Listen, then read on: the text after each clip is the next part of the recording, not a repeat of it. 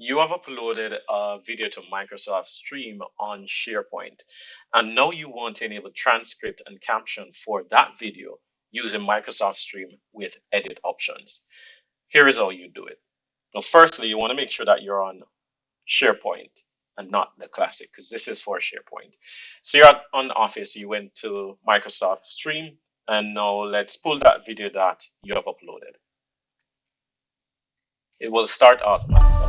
So let's pause it a second, right? To the right, where you're seeing video settings, click on that. Then you go to transcript and caption, then generate. And all you need to do is select the language. In this case, it is English Canada. And I'm selecting generate.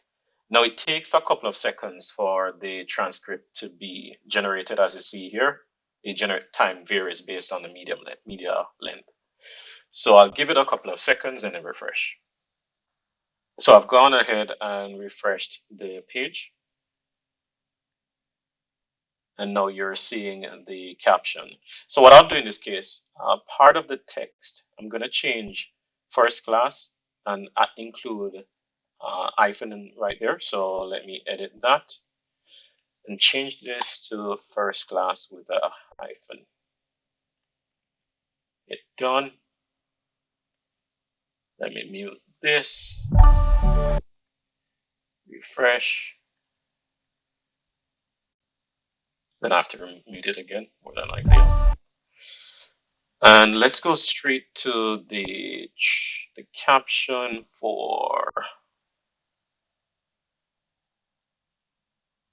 and there you see it, first class right there. And that is how you would typically adjust or address the text or caption of the video to ensure that it is the right word that is being utilized. And that's basically it. Hopefully this was informative for you. Have a good one.